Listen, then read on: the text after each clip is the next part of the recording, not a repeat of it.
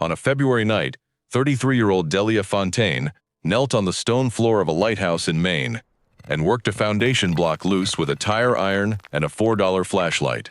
6 weeks earlier, she had $210, a 7-year-old daughter who could not sleep without a light burning, and a landlord putting them out. Then a lawyer wrote, a grandfather she had never heard of had died at 91 and left her everything he owned.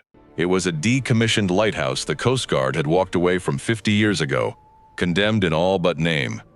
No money. No deed. His family said he had never owned the rock he stood on, and a resort company had already drawn the plans. The block came loose at 9 at night, and behind it was a space no bigger than a closet. And what Elias Kerrigan had sealed in there would put a village of strangers out on frozen rock to defend it. 6 weeks before that night, on a gray morning in the second week of January, Delia Fontaine had $210.41 in the world. She knew the figure to the penny because she had checked it that morning at the ATM inside the laundromat and folded the slip into her apron. She waited tables at the Railcar Diner on Lisbon Street in Lewiston from 6 in the morning until 2. And 3 nights a week she cleaned offices for a company called Bright Key from 7 until 11, emptying other people's wastebaskets and wiping down conference tables where people who made in a day what she made in a month had left their coffee rings. In between, she was a mother, which was the job that did not pay and did not end. Her daughter was 7. Her name was Nora, and she had Delia's dark hair and someone else's gray eyes. And she was small for her age and quiet in the way children get quiet when they have moved 4 times in 3 years. Nora was afraid of the dark. Not ordinary afraid. She needed a light on, a real one. And when the power had been shut off in December for 11 days, she had lain awake every one of those nights until Delia bought a battery lantern at the dollar store and set it on the floor beside her. And even then the girl only slept because she could see it burning. They had been living in the upstairs half of a house on Maple Street. And the landlord was a man named Petrakis who had taken their last deposit and $800, and then decided in January that he wanted the whole house for his son. There had never really been a lease, just an understanding.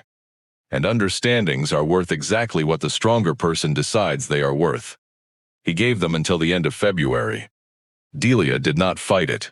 She had learned long ago that fighting the Petrakises of the world cost you money you did not have and pride you could not afford, and left you exactly where you started, only tireder. So she was already looking at rooms she could not afford and jobs that would not have her, doing the arithmetic that poor people do in their heads all day long, gas against groceries, a winter coat against a copay for the cough that would not leave the girl's chest. And the answer to all of it was $210. And she had stopped expecting the answer to change. The letter was in a stiff cream envelope, the kind that costs money to buy, with a lawyer's return address printed in the corner. Voss and Courier, Attorneys at Law, Machias, Maine. She stood on the sagging porch with her key in one hand and the envelope in the other, and thought it was a bill or a summons, some new arrangement of the same old trouble wearing a nicer suit. She almost did not open it. She set it on the counter and made Nora's dinner, macaroni from a box with a can of peas stirred through it. And it was not until the girl was asleep, with the lantern glowing on the floor, that Delia sat down at the kitchen table and slit the envelope with a butter knife. She read it 3 times. The first time, the flat gray words that lawyers use slid off her, decedent and bequest and real property and the estate of. The second time she caught the shape of it. Someone had died and left her something. The third time she read it slowly, finger on the lines, and made herself understand each part. And this is what it said. A man named Elias Kerrigan had died on the 9th of February in a hospital in Machias at the age of 91. He had left a will, drawn and witnessed 11 years before his death, naming as his sole heir the daughter of his daughter, one Delia Ann Fontaine, of Lewiston, Maine, if she could be found. She had been found. The estate consisted of a parcel of land on the Atlantic coast in the town of Sable Harbor, a point of rock known locally as Senate Point, together with the structures on it, namely a decommissioned lighthouse and a keeper's dwelling. There were no cash assets. There were, the letter noted in its careful gray way, certain outstanding questions regarding the property that the executor wished to discuss at her earliest convenience. Delia sat very still. Elias Kerrigan. She said the name out loud in the empty kitchen. It meant nothing to her. Her mother's name had been Nan Fontaine, and before that some maiden name she never used and never spoke, the way she never spoke of the coast, or of her own people, or of anything before she came inland to the mill towns, and married a man named Fontaine who did not stay. Nan had died when Delia was 19, of a stroke in the break room of the shoe factory. And she had gone into the ground carrying whatever she had refused to say her whole life. She had left Delia a box of costume jewelry, a debt at the credit union, and one photograph of herself at maybe 16, standing on a dock with the wind in her hair and her face turned half away, so you could never quite see whether she was smiling. Kerrigan.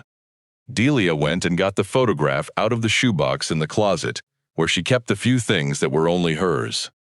And she looked at it under the kitchen light, the dock, the water behind.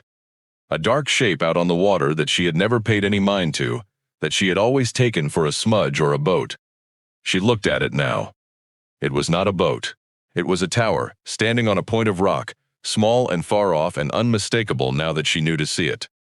Her mother had grown up in the shadow of a lighthouse, and had never once, in all the years Delia knew her, said the word. She called the number the next morning on her break, standing behind the diner by the dumpsters, with her free hand cupped over her other ear against the traffic. A woman put her through, and then there was an old man's voice, dry and slow and careful, that said it was glad, truly glad, to finally reach her. His name was Harlan Voss. He had been Elias Kerrigan's attorney for 30 years, and his father before that. And he wanted her to know before anything else that the man had spent the last decade of his life trying to find her. He had hired people. He had written letters that came back. Nan had covered her tracks when she left, married, and changed her name. And by the time Elias thought to look for a granddaughter, the trail was cold and 40 years old. It was a clerk at the county, matching an old birth record to a shoe factory's death notice, who had finally turned up the name Fontaine. He wanted you to have the point, Voss said. He was very clear about that. It was the only thing he had, and he wanted it to go to blood. And you are the only blood left that he would give it to. Delia watched a delivery truck back into the lot across the street. The letter said there were questions about the property. There was a pause on the line, the kind a careful man takes before he decides how much to say. There are, Voss said. I would rather explain those in person.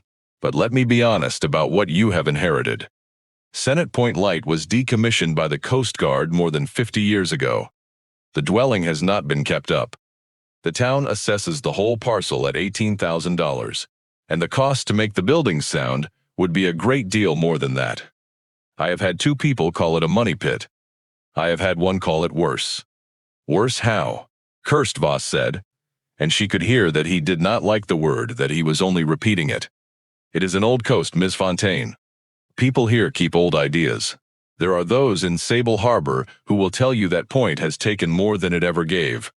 I would not be doing my job if I let you drive up here thinking you had won a lottery. You have been given a hard, cold, beautiful piece of rock that owes money on its taxes and needs a roof. Delia almost laughed. It was not funny. But there was something in it that was almost a relief. The way it is a relief to reach the bottom of a thing, and find that it is, at least, the bottom. She had never in her life been given anything. And the first thing anyone ever left her was a curse on a rock. Standing by the dumpsters with the cold coming through her uniform, she felt something that was not quite hope, and not quite bitterness, but was made of both. How much are the back taxes? She said. $460, Voss said. The town would settle for that. And there is one more thing you should know. Because it will find you the moment you come up here, whether I tell you or not. You have relations on this coast.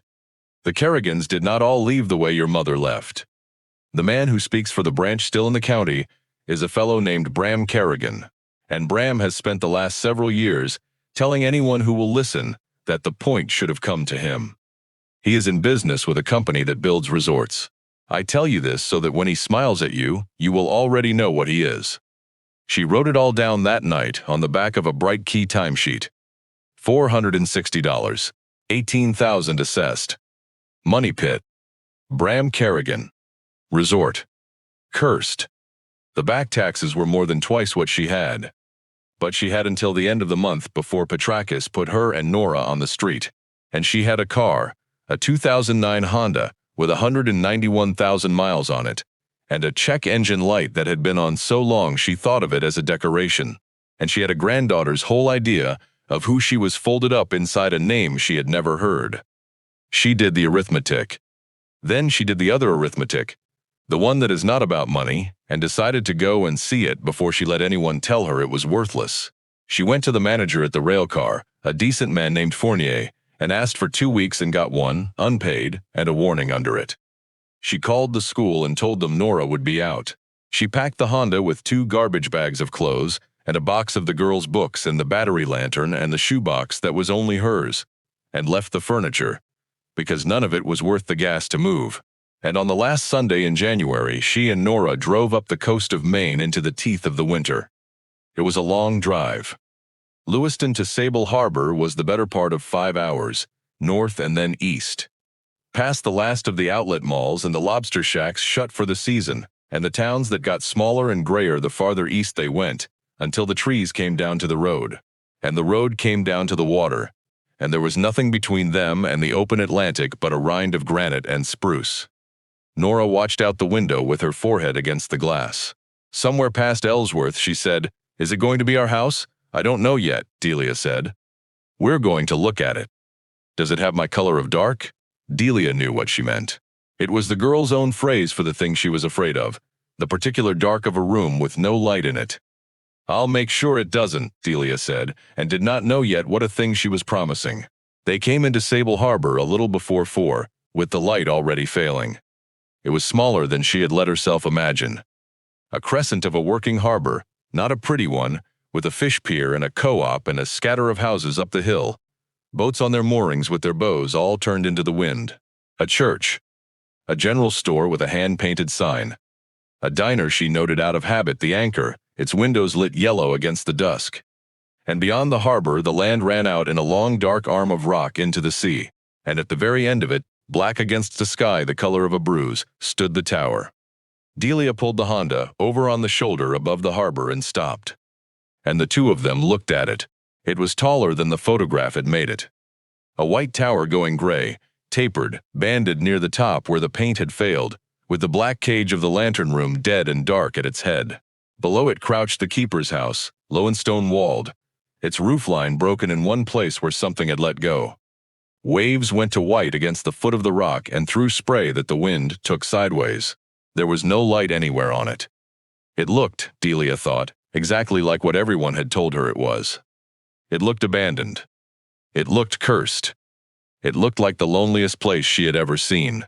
Nora leaned across the seat and looked past her mother at the tower, quiet, taking it in with those solemn gray eyes. "It's the biggest nightlight in the world," Nora said. Delia turned and looked at her daughter. "It is," she said. "It used to be. A long time ago." They found the lawyer's office on the harbor road, a shingled house with a brass plate by the door. And Harlan Voss himself came out to meet them, an old man in a cardigan with a face like a folded map and a handshake gentler than she expected. He looked at Nora a moment longer than he needed to. Then he took them inside, gave the girl a mug of cocoa from a machine, and sat Delia down across a desk stacked with the papers of a stranger's whole life, to tell her about the man who had left her the light. He did not tell her much, not because he was hiding anything, but because he did not know much. And what he knew he had learned in pieces over 30 years from a man who did not explain himself. Elias Kerrigan had been born in Sable Harbor in the winter of 1934, Voss said, the son of a fisherman. He had gone to the war late and come home early and taken up his father's trade. And then, sometime in his 30s, he had stopped fishing and gone out to the point and become the keeper of Senate Point Light. And he had never left it again. He had married once a local girl, and she had died young of a fever. And the daughter, Nan, had come along after that. Nan had grown up on the point and left it the summer she turned 19 and never come back. There had been a falling out. Voss did not know what it was about. Nobody did. She had gone inland and Elias had stayed on the rock alone and grown old there. And that, as far as the town was concerned, was the end of the Kerrigans. What did he do out there, Delia said. All those years. If the light was shut off. Voss folded his hands on the desk. That, he said, is a good question, and I never had the nerve to ask him. The Coast Guard automated this whole stretch of coast in the early 70s. Put a little machine on a steel post, turned the keepers loose and sold off the houses or let them fall down. Senate Point they decommissioned in the winter of 1973. No more job. No more pay. No reason on God's earth for a man to stay out on that rock.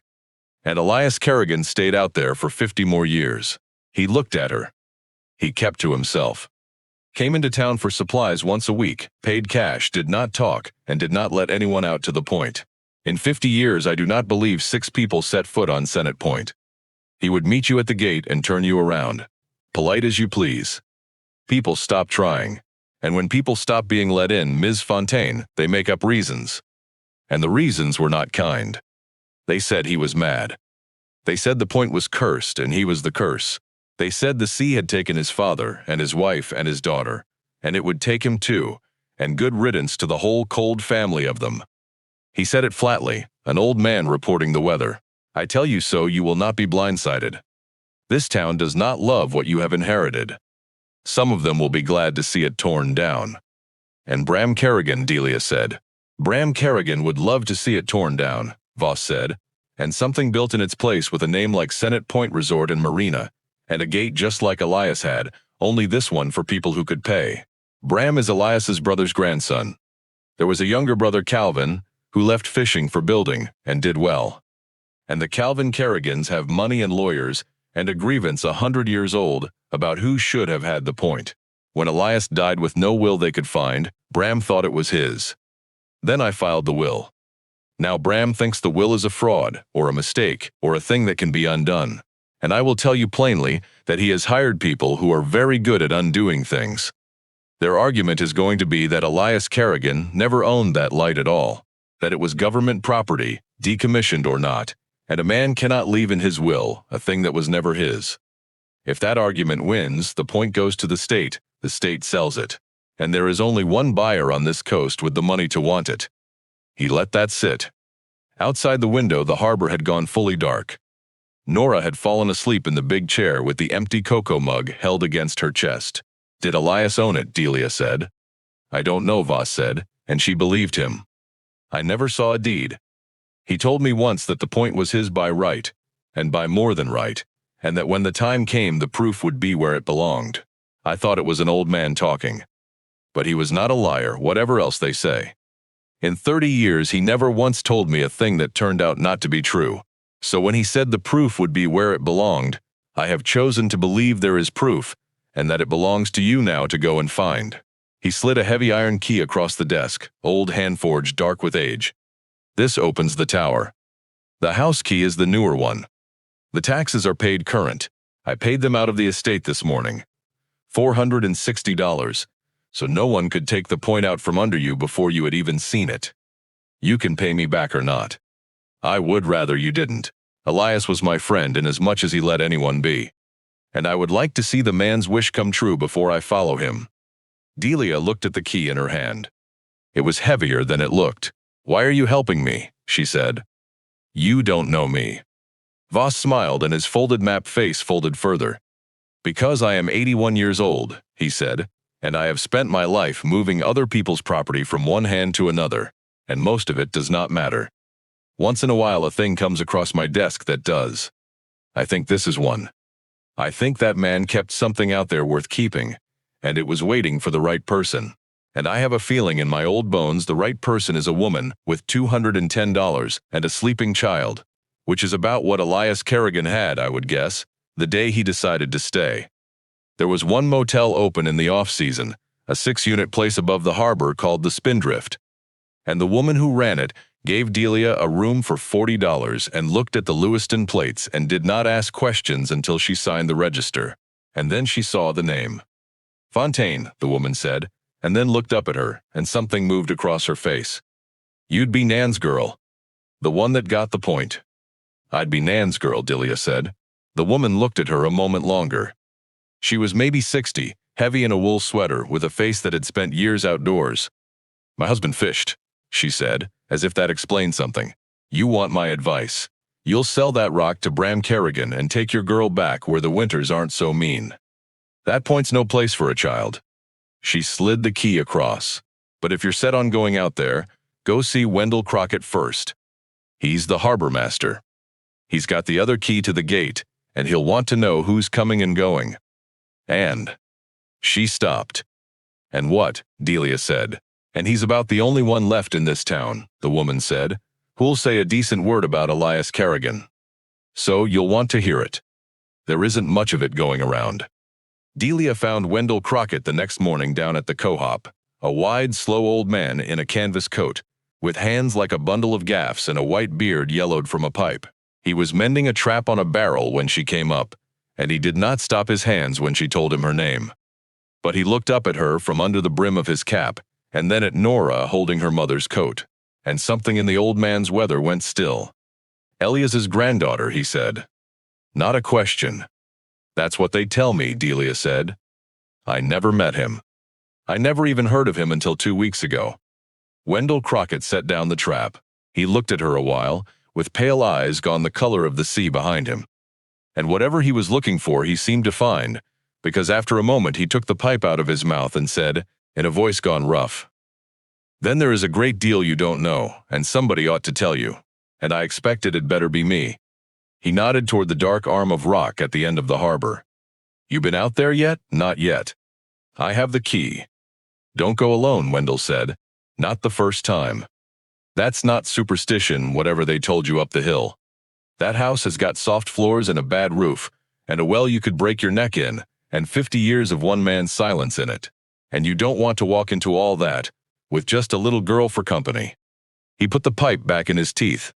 "Tomorrow's low water at 10. I'll take you out, and I'll tell you the one thing about your grandfather this town has spent 50 years trying to forget, because I am the last man alive who was there to see it." "See what?" Delia said. Wendell Crockett looked out at the point where the light stood dark against the morning. "The night that light saved my father's life," he said. "And 4 other men's. On a January sea that should have killed every one of them. Go get your rest, Nan's girl. Tomorrow I'll take you out to your rock, and we'll see what your grandfather left you." They went out the next morning at low water. There was a way to the point on foot, a spine of ledge the sea covered at high tide, and gave back at low, slick with weed and treacherous. And Wendell Crockett walked it ahead of them with a boat hook for a staff, testing the rock, telling Nora where to put her feet. It took 20 minutes to cross. The wind came at them the whole way and the spray froze on Delia's coat. And Nora held her hand and did not complain, because the girl had already decided something about this place that Delia had not. They came up off the ledge onto the point, and the tower stood over them, closer now, enormous, its white paint gone to gray and green. And Delia put her hand flat against the cold stone and felt faintly, through the rock, the sea working at the foundations. Wendell watched her do it. "He built onto it, you know," Wendell said. "The tower's old, government-built, back before the Civil War. But the house and the cellar under the tower, that's Kerrigan work. His father's and his. There's stone in that foundation Elias set with his own hands when he was a boy, and stone his father set before him." He looked up the length of the tower to the dead lantern room. It was the finest light on this coast.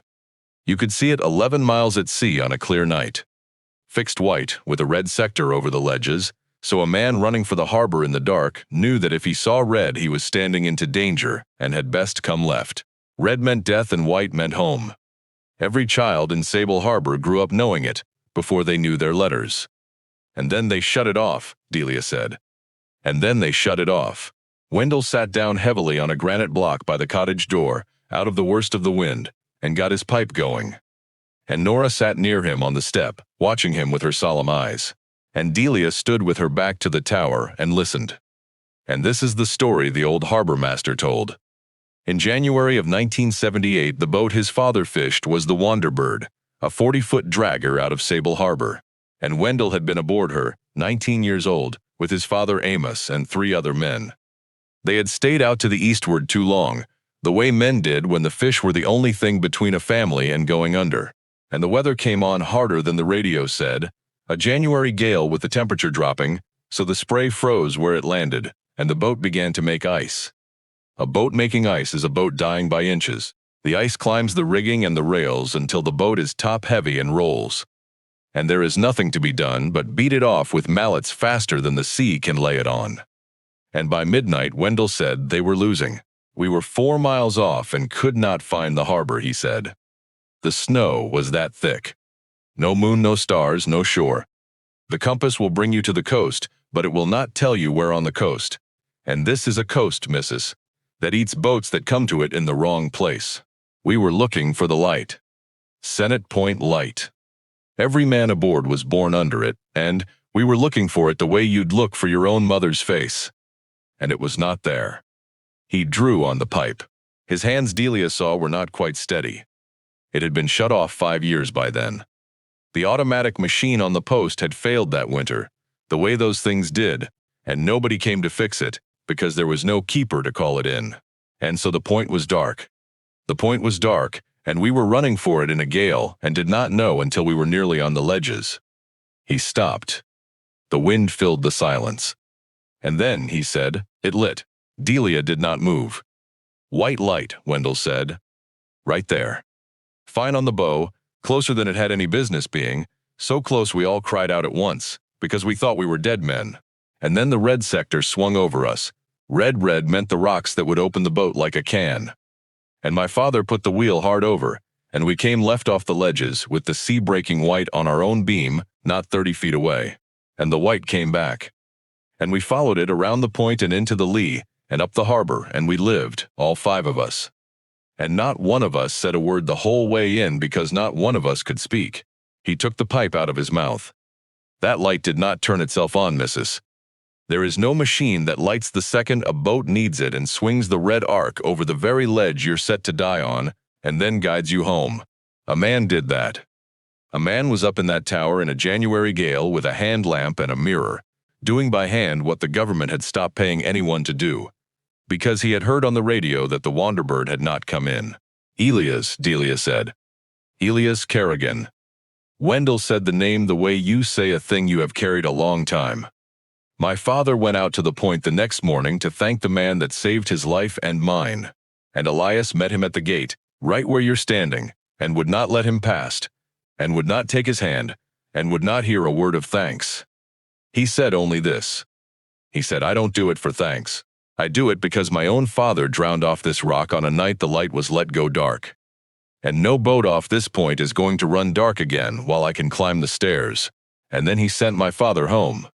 Wendell looked up at Delia. That was 1978. He climbed those stairs for another 45 years. And this town called him mad and called this point cursed. And every one of them that ever came home safe on a black night came home because a man they wouldn't speak to was up in that tower keeping a light the government stopped paying for. That is who your grandfather was. Now let's go inside and mind the floor, and I'll show you what I can. The cottage door was swollen in its frame, and Wendell had to put his shoulder to it. Inside it was cold and dim, and it smelled of wood smoke and lamp oil and the damp of stone by the sea. And it was, Delia saw at once, not the hovel she had steeled herself for. It was poor, very poor. But it was kept. The narrow bed was made. The few dishes were clean and stacked. There was a cold wood stove, and a chair by it worn to the shape of one man, a shelf of books read to pieces, a table with a single plate and a single cup, and on the wall, the only ornament in the whole spare room, a small framed photograph of a young woman with wind in her hair, standing on a dock, her face turned half away. Delia crossed the room and stood in front of it. It was the same photograph. The very same. Her mother at 16 on the dock, the tower a smudge behind her. Her mother had carried one copy inland and hidden it in a shoebox for 40 years. And her father had kept the other on his wall, where he could see it from the chair he sat in every night of his life. And neither of them had ever said the other's name. He never took it down, Wendell said quietly behind her. 40 years she was gone, and he never took it down. I saw the inside of this house once, the year his eyes went bad and I rode his groceries out for a season. And that picture was the only soft thing in it. Everything else in here is a tool. That's a man's whole heart on that wall, missus. And he never said one word about it to a living soul. Delia had to turn away. She went to the window and looked out at the gray sea and got herself back, because she would not cry in front of Nora, who was standing in the doorway taking in every corner with those gray Kerrigan eyes. And it was Nora in the end who found the way down. The girl had wandered to the low door in the corner and was standing at the top of a flight of stone steps that went into the dark under the tower. And she said in her small, clear voice, "Mama, it goes down. There's more down here." "That's the old cellar," Wendell said, "under the tower base." He kept his oil down there and his gear. Careful on the steps. Delia lit her $4 flashlight and went down first, one hand on the cold stone wall, into the lowest room, the round stone chamber, at the very foot of the tower where the rock of the point and the work of the Kerrigans met. And it was there, on a plank shelf against the curved wall, each one wrapped in oilcloth against the sea air, that she found the books. There were 50 of them, one for each year, cloth-bound ledgers gone soft at the corners, and she took the top one down and unwrapped it, and opened it under the shaking light. And it was a logbook, ruled in columns in a hand small and square and steady. And every line was a night. The date, the weather, the state of the sea, the wind. And then in the last column, the same two words, over and over, night after night, in ink that changed with the decades from black to blue to black again, as one pen gave out and another was found. Light lit. Light lit. Light lit. She turned the pages and it did not stop. A gale in November, wind 60 seas 20, boats out. Light lit. Christmas, snow, no moon. Light lit. A night in February with nothing in the weather column, but the word clear and the words all boats in, and still, in the same steady hand. Light lit. She stood in the cold under the tower with 50 years of one man's nights in her hands, and behind her on the stairs she heard the old harbor master take off his cap. Bram Kerrigan came to find her 2 days later. She had moved out of the spindrift by then, because $40 a night was $40 she did not have, and because she had decided, watching Nora sleep by the glow of the battery lantern, that she was not going to sell the point until she understood what it was. Voss had not liked it, but he admitted the stove was sound, the well was good, and the roof over the front room kept the weather out. And people had wintered in worse.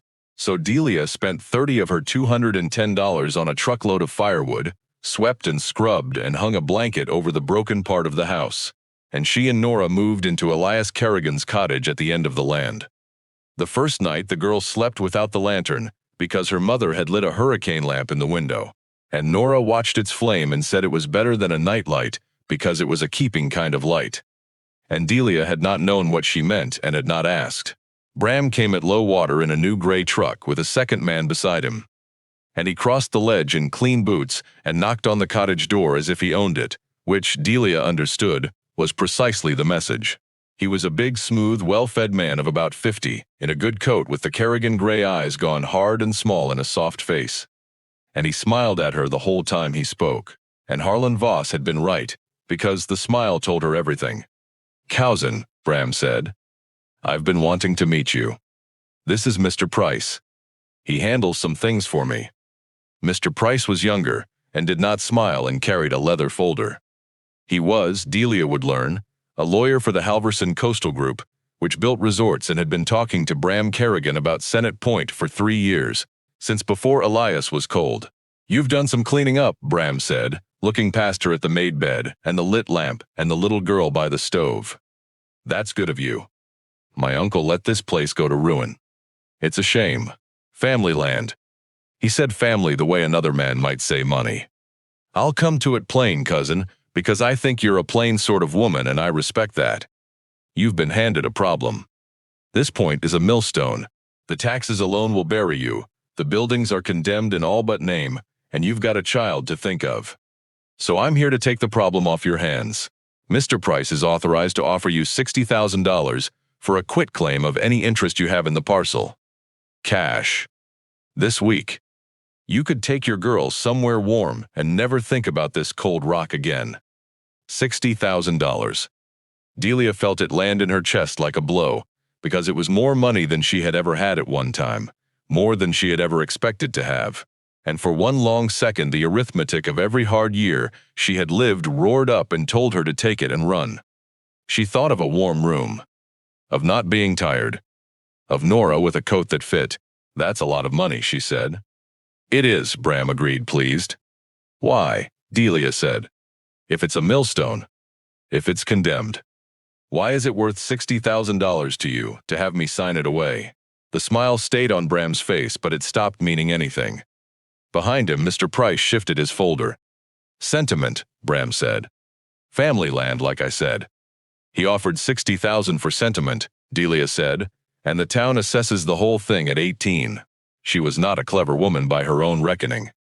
But she had spent her life on the wrong side of every negotiation, and she knew, the way a body knows, the exact feeling of a man offering you far too much for a thing he just told you is worthless. No, she said. I don't think I'll sign anything today. The smile went away then. It did not go away all at once, but it went. And what was under it was the thing Voss had promised her. I was hoping to do this the friendly way, Bram said, for the family's sake. But since you want to be smart about it, that will is not going to hold. My uncle was a sick old man for years, and there's a question of whether he was even competent when he signed it. And there's a bigger question you don't understand at all. So let Mr. Price explain it, and then let's see how clever you feel. Mr. Price opened his folder and spoke without heat, in the flat voice of a man reading a weather report of somebody else's ruin. Senate Point Light was a federal aid to navigation, built by the United States Lighthouse Service before the Civil War on ceded land. When the Coast Guard decommissioned it, the property should have reverted to the government, to be disposed of according to law. There was no record on file at the county, none of any transfer of that light or that point into private hands. Elias Kerrigan had squatted on federal surplus property for 50 years. A man cannot own what he squats on, and he cannot leave in his will what he does not own. The will, as to the point in the light, was void on its face. The parcel belonged to the state, and the state would put it up for sale. And there was exactly one party positioned to buy it. You'll be off this rock by summer, Bram said, one way or the other. The only question is whether you leave with $60,000 or with nothing. I'd think hard if I were you. You've got the child. He looked at Nora when he said it. And Delia felt something go very cold and very still in the middle of her. And she understood that this was a man who would use a little girl's cold winter as a lever, and had just told her so to her face. Get off my point, Delia said quietly. Bram Kerrigan smiled again, a different smile, and touched the brim of nothing. And he and Mr. Price walked back out over the ledge to the gray truck, and Delia stood in the cottage doorway and watched them go. And when they were gone, she found that her hands were shaking, and not from the cold. That night she could not sleep. She sat by the stove with Elias Kerrigan's logbooks while Nora slept. And the more she read, the more it worked at her, because Mr. Price had said there was no proof. The point was ever a Kerrigan's. And here in her hands was the proof of everything except that. Here was proof the man had kept the light, proof of every night. But a logbook is not a deed. It proves a man did a thing. It does not prove the thing was his to do. And she remembered what Voss said Elias had told him, that the point was his by right and by more than right, and the proof would be where it belonged. And she thought, where does a man like that believe a thing belongs?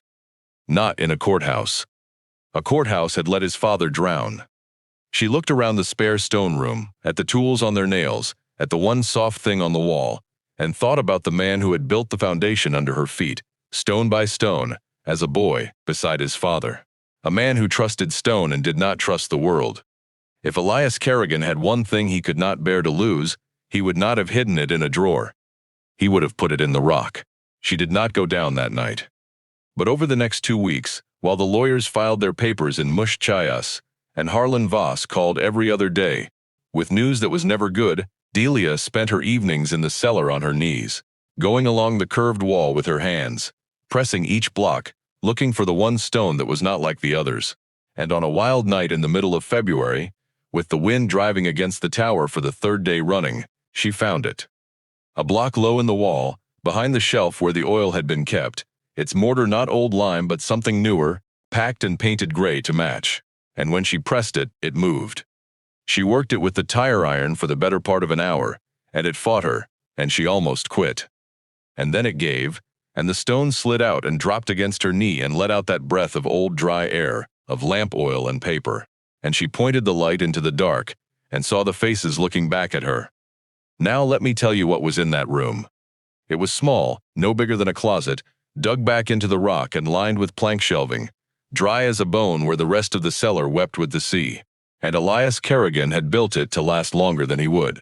The first thing, the thing that had stopped her heart when the light found it, was the wall of photographs. There were hundreds of them, covering the back of the room floor to ceiling, pinned and taped, and slid into frames of cracked glass. And they were not the photographs a man keeps of his own life. They were the photographs of everyone else's. She understood it slowly, moving the light from face to face. A crew standing on a deck, grinning, a date on the white border. A wedding on the church steps in Sable Harbor. A christening. A boy holding up a fish nearly as big as he was, two brothers in oilskins with their arms around each other, a baby, and a boat, and a boat, and a boat. Generations of them. The whole life of a whole town, going back 50 years, pinned to the wall of a room no one knew existed, kept in the dark by a man the town would not speak to. And under the photographs, tucked behind them, folded into the frames, tied in bundles with string, were the letters. She took down the first bundle with hands that had gone past cold to numb. And she untied the string and unfolded the top letter. And it was written in a woman's hand on lined paper, and it began, "Dear Keeper." Not Dear Elias. Dear Keeper. She read it by the shaking light. Dear Keeper, it said. You don't know me, and you never let my Roy come out to say it, so I'll say it on paper and leave it at the store like the others do. My Roy come home the night of the big storm. He said the automatic was out, and there was no light, and then there was your light. He don't know how you knew he was out. I know you can't take money, so I'm sending you nothing but this. My Roy is asleep upstairs in his own bed tonight because of you. We have 3 children. I wanted you to know their names. And then the names, 3 of them, in the careful hand of a woman who had sat down at her own kitchen table to write to a man she was not allowed to thank. Delia sat down on the cold floor of the little room and read letters until the light in her cheap flashlight began to yellow and die. There were so many. Dear Keeper. Dear Keeper. Some were long and some were 3 lines. Some were from wives, some from mothers, and some, the hardest ones, from men themselves, fishermen who could barely write, who had crossed out and started over, needing to put on paper the thing they could not say to the old man's face, because he would not let them near enough to say it. You brought me home. I saw the red and I come left and I'm alive. My boy was aboard. We named him for you. We named him Eli. We didn't know what else to do. She read that one 3 times. Somewhere in Sable Harbor there was a grown man named Eli who had been named for a keeper his own family was not permitted to thank. And then, near the bottom of the 3rd bundle, in a hand she knew, on paper gone soft as cloth with age and handling, she found a letter that did not begin Dear Keeper. It began Dear Papa. Delia stopped breathing. She knew the hand. She had seen it on the backs of school photographs, and on the one birthday card her mother ever managed to send her when she was a girl. It was Nan's hand, young, before the years wore it down. And the letter was dated the autumn Nan would have been 20, the year after she left. And it had been folded and unfolded, so many times it had come apart along the creases and been mended, more than once, with tape gone amber with age. Dear Papa, it said. I know why you couldn't come after me. I was angry a long time. I thought you loved that light more than you loved me. I said it to your face the night I left. I said you would sit out on that rock lighting a lamp for strangers while your own girl went cold. And you never said anything, and I hated you for it. I am older now. I have a daughter of my own, Papa. Her name is Delia. She has your eyes. And last winter a man I know went down in a car on the ice, and nobody came for a long time because it was dark and no one saw. And I sat up all that night and understood you. I understood what it is to know a light might have saved somebody and wasn't there. I'm not angry anymore. I'm not coming back, I can't. There's too much water under it now. But I wanted you to know your granddaughter is in the world, and she has your eyes. And I named her something soft on purpose, because I wanted her to have an easier name than we did. I'll write again. Your Nan. Under the letter, folded inside it, was a photograph Delia had never seen. It was herself at perhaps 2 years old, a fat dark-haired baby squinting into a summer sun. And on the back, in Elias Kerrigan's small, square, steady hand, the same hand that had written Light Lit 50,000 times, were the words, My granddaughter Delia. Nan's girl. She has the Kerrigan eyes. Her mother had written again. Delia found the other letters further down, 4 of them, spaced years apart, each one Dear Papa, each telling him a little more. And then they stopped. In the year, her mother did not come home from the shoe factory. And she understood that Elias Kerrigan had sat in this cellar, reading the last letter his daughter ever sent him, waiting for a 5th that was never coming, and had gone on keeping his light, and had started, sometime in those years, to hire people to look for a granddaughter with his eyes. He had not been searching for her out of loneliness. He had been searching because Nan had asked him to know she was in the world. And he had promised in the only way he ever promised anything, by doing it and never saying so. And when he could not find her living, he had done the one thing left to a man who kept things in stone. He had left her the light. He had left her the room. Delia climbed up out of the cellar with her mother's letter held against her chest. And she stood over her sleeping daughter, in the glow of the hurricane lamp, the girl with the Kerrigan eyes who had been named something soft on purpose, and made a decision that had nothing to do with $60,000. She was not going to sell this to Bram Kerrigan. She was not going to let a resort put a gate on the rock where her grandfather had kept a light burning for men he would not let thank him. She did not yet know how she would stop it. She only knew she was Nan's girl, and she had the Kerrigan eyes. And there was a room under the tower the whole town needed to see, and she was done being the person that things were done to. But she had not yet found the thing that would win it. She had found the man's heart. She had not found his proof. That was still in the room, on the lowest shelf, under the letters, in a place a man would put the papers he trusted least to the world and most to the rock. And she went back down the next morning, with a fresh battery in the light and Nora on the stairs behind her, to find it. The salt-white shapes on the pegs, the ones that had hung like coats in the first shaking beam of light, were life jackets. 5 of them, old cork and canvas kind, and newer foam ones, stiff and gray with dried salt. And each had a tag wired to it in the keeper's hand, giving a date and a boat and a name. Wanderbird, January 1978, a Crockett. She stood a long time holding that one. It was off the back of Wendell Crockett's father, the man who had crossed the ledge to thank a keeper who would not take his hand. And Elias had pulled it off him, which meant Elias had been in the water, which meant the light was only the half of it.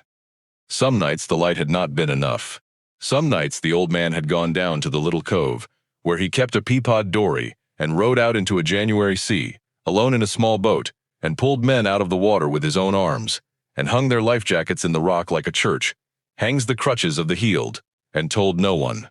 5 nights a lamp could not reach, and a keeper had gone out himself. Below the life jackets was the ledger, not the log of nights. A plain accounts book, and this was the one Delia had been looking for without knowing it, because this was the cost. 50 years of the cost in the same small square hand. Lamp oil, so many gallons, so many dollars. A new wick assembly from a marine supply in Portland, $41. A replacement lens prism, $260, freight paid. Roofing for the watchroom. A rebuild of the clockwork that turned the old lamp, done by a man in Rockland, paid in cash, receipt pasted in. Diesel for the generator he ran when storms took the power line down.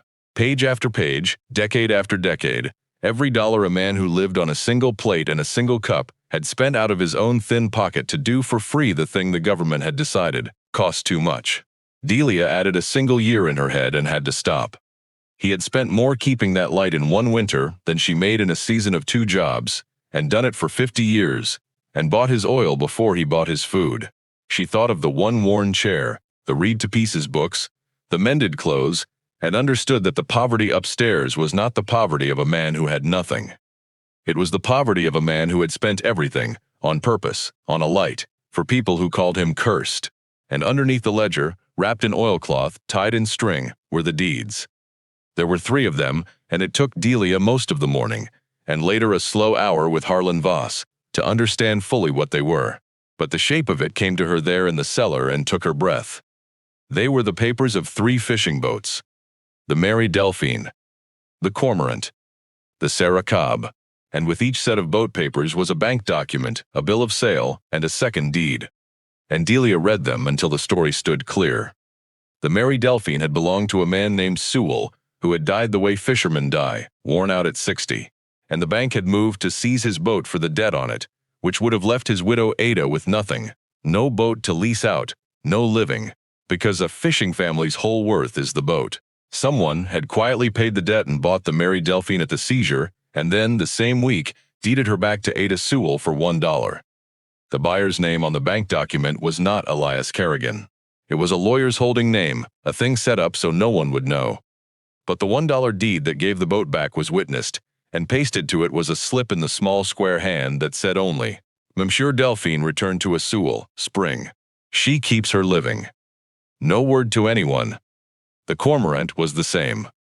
Seized, bought quietly, deeded back to a widow named Tibbets for $1. And the Sarah Cobb the same, given back to a family named Doyle. 3 times, across the years, when the bank came for a boat and would have put a fishing family on the county, a man everyone thought was a poor mad hermit had reached out of the dark, with money he did not spend on his own roof, and bought their living back, and forbidden anyone to know his name. The town had survived, Delia understood, not just because Elias kept a light. It had survived because when the sea took a man, or the bank did, there was something out on that point that would not let his family go under either. The whole village had been held up for 50 years by a pair of hands it had refused to shake. She was crying now, quietly kneeling on the stone. And Nora had come down the steps and put her small arms around her mother's neck without asking why, the way children do. And the 2 of them stayed like that a while in the cold room full of a dead man's whole life. And then, at the very bottom, in the driest corner of the shelf, in a flat tin box with a lid that had rusted shut, Delia found the last thing. The thing Elias Kerrigan had told his lawyer would be where it belonged. She pried the tin open with the tire iron. Inside, wrapped in wax paper, flat and clean and perfectly kept, was a single folded document on heavy paper. And it bore the seal of the United States. And it was dated the 11th of December, 1973, 3 weeks after the Coast Guard had decommissioned Senate Point Light. It was a quitclaim. It was the deed. In the plain language of the government, it conveyed the decommissioned light station at Senate Point, together with the surrounding parcel of ceded land, being surplus to the needs of the United States, out of federal hands and into private ones, for the sum of $1 in consideration of the grantee's undertaking to maintain the structure. And the grantee, signed and sealed and witnessed, and never once recorded at the county in Mushchayas, was Elias Amos Kerrigan. He had bought the point. The day they gave up on it, he had bought it, for $1, and promised in writing to keep it up, and then kept his word for 50 years and never recorded the deed, because recording it would have put it on the tax rolls at its true worth and cost him money he needed for oil, and because he did not need a clerk in Mushchayas to tell him what was his. He had put the proof where it belonged, in the rock, where his granddaughter, with his eyes, would one day pry it out of a rusted tin and hold the single piece of paper that turned everything Bram Kerrigan and the Halverson Coastal Group had said into a lie. Delia drove into Sable Harbor that afternoon and used the general store's phone because there was none out on the point.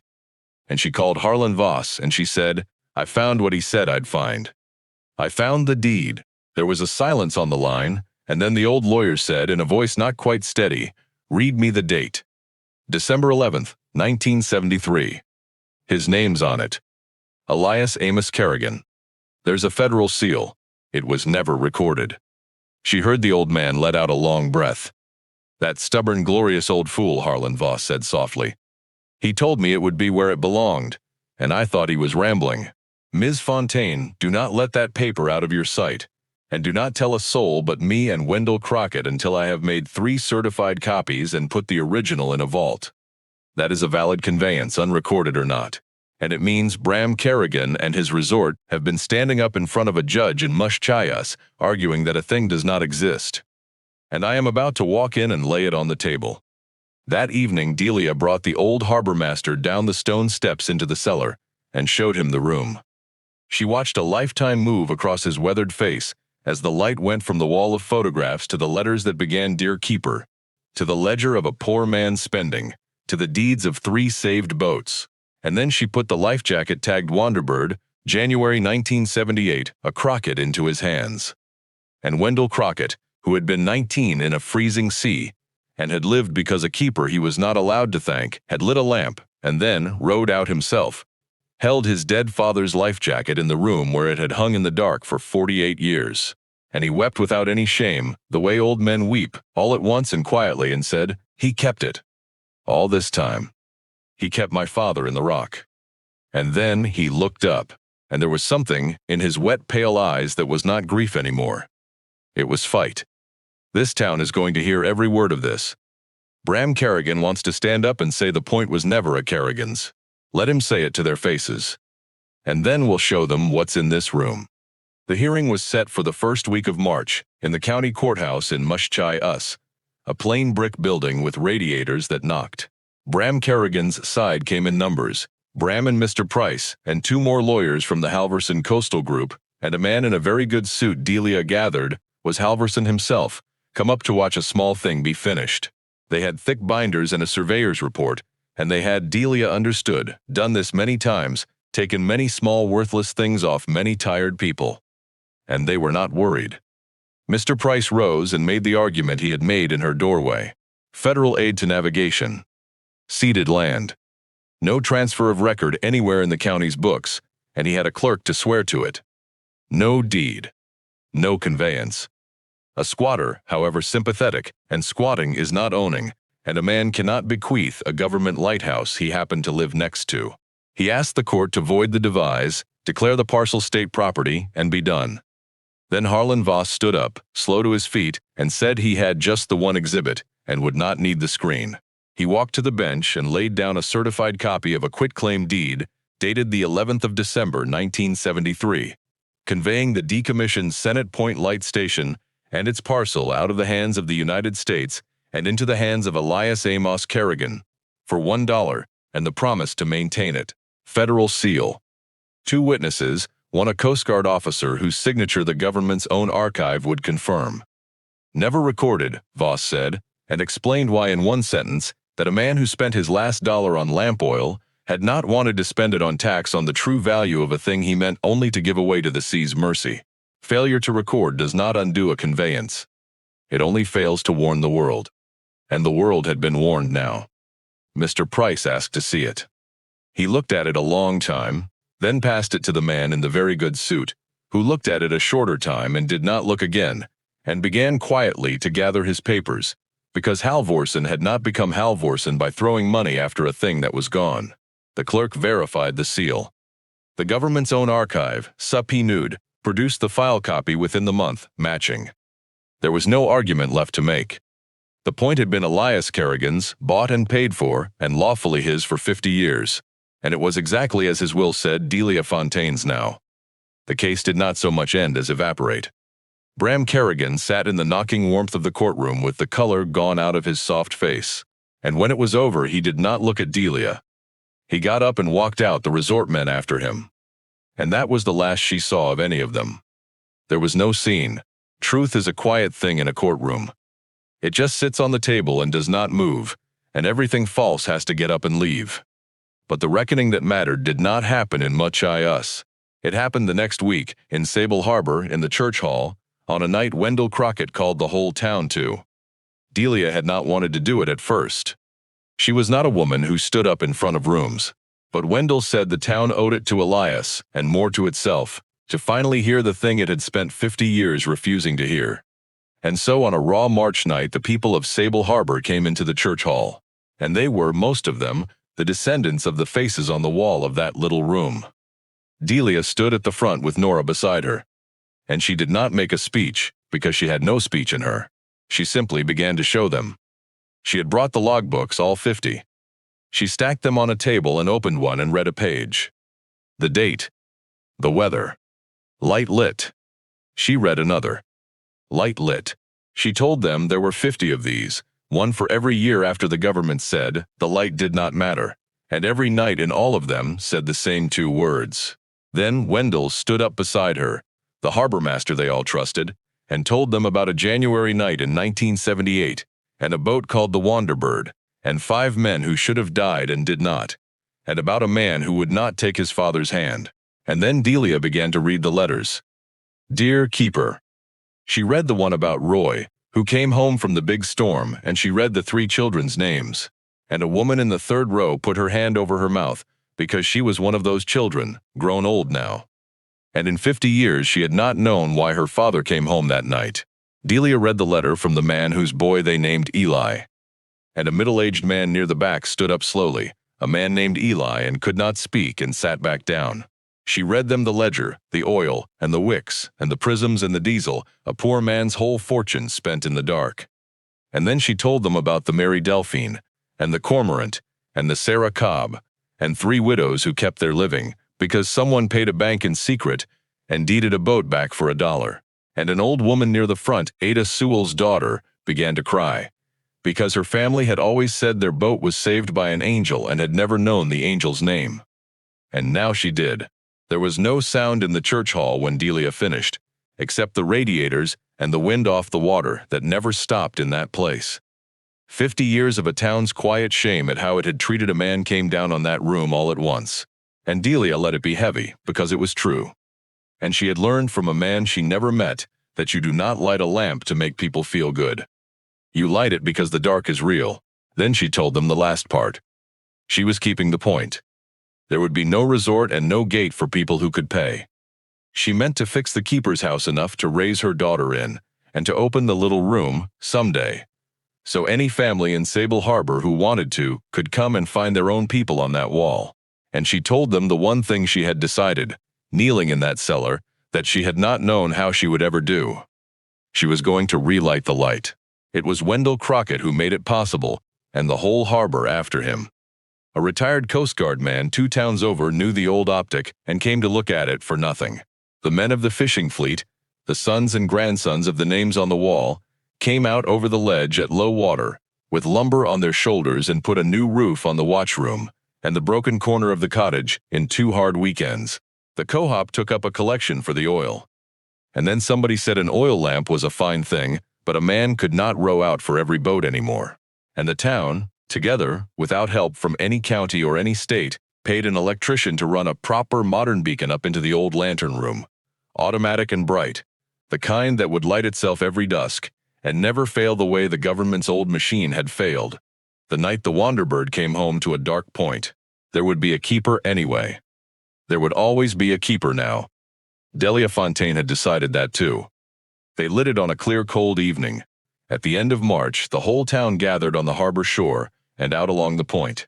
And Delia climbed the tower stairs her grandfather had climbed 50,000 times, with Nora's hand in hers, up past the watchroom to the lantern at the top. And at the moment the sun went down into the spruce behind the town, she closed the switch. The light came on. It went out across the water 11 miles, fixed and white, with the old red sector swinging steady over the ledges, where a private company had once let the dark save them a little money, and a boy had watched his father die of it. Red meant the rocks. White meant home. Down in the harbor the people made a sound, not quite a cheer, something older and quieter. And out on the moorings, a fisherman leaned on his horn, and then another, and the horns went up and down the harbor in the dusk. Senate Point light was burning again for the first time since an old man's hands had gone too weak to keep it. And it would not go dark again. Nora stood at the rail of the lantern room in the glow of it, her face lit gold. And she was not afraid. She had not been afraid once, Delia realized, since the night they came to the point. The girl who could not sleep without a light, in her color of dark, was standing inside the biggest light in the world, the one her great-grandfather had kept burning for strangers for 50 years.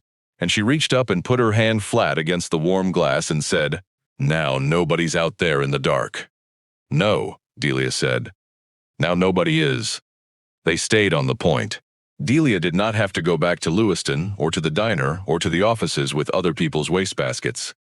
Voss helped her set the little room up as it deserved, and word of it spread the way things spread on a coast.